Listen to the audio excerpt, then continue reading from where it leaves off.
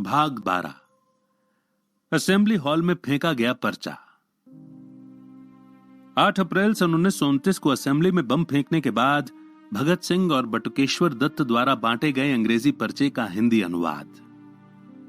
हिंदुस्तानी समाजवादी प्रजातांत्रिक सेना सूचना। बहरों को सुनाने के लिए बहुत ऊंची आवाज की आवश्यकता होती है। प्रसिद्ध फ्रांसीसी अराजकतावादी शहीद वेलिया के ये अमर शब्द हमारे काम के औचित्य के साक्षी हैं। पिछले 10 वर्षों में ब्रिटिश सरकार ने शासन सुधार के नाम पर इस देश का जो अपमान किया है, उसकी कहानी दोहराने की आवश्यकता नहीं, और न ही हिंदुस्तानी पार्लियामेंट पुकारी जाने वाली इस सभा ने भारतीय राष्ट्र के सिर पर पत्थर फेंक कर उसका जो अपमान किया है, उसके उदाहरणों को याद दिलाने की आवश्यकता है। ये सब सर्वविदित और स्पष्ट है।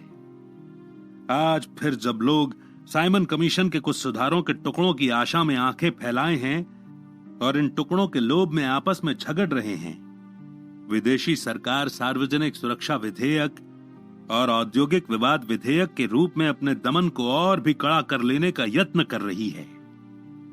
इसके साथ ही आने वाले अधिवेशन में अखबारों द्वारा राजद्रोह रोकने का कानून जनता पर कसने की धमकी दी जा रही है। सार्वजनिक काम करने वाले मजदूर नेताओं की अंधाधुंध गिरफ्तारियां ये स्पष्ट कर देती हैं कि सरकार किस रवैये पर चल रही है।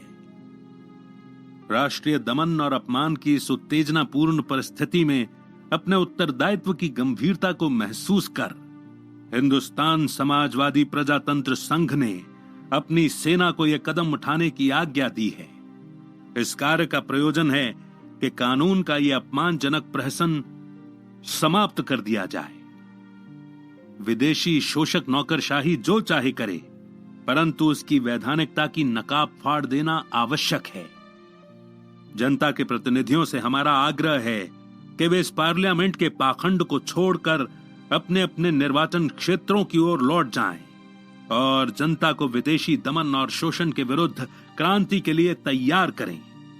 हम विदेशी सरकार को ये बतला देना चाहते हैं कि हम सार्वजनिक सुरक्षा और औद्योगिक विवाद के दमनकारी कानूनों और लाला लाजपत राय की हत्या के विरोध में देश की जनता की ओर से ये कदम उठा रहे हैं। हम मनुष्य के जीवन को पवित्र समझते हैं। हम ऐसे उज्जवल भविष्य में विश्वास रखते हैं जिसमें प्रत्येक व्यक्ति को पूर्ण शांति और स्वतंत्रता का अवसर मिल सके।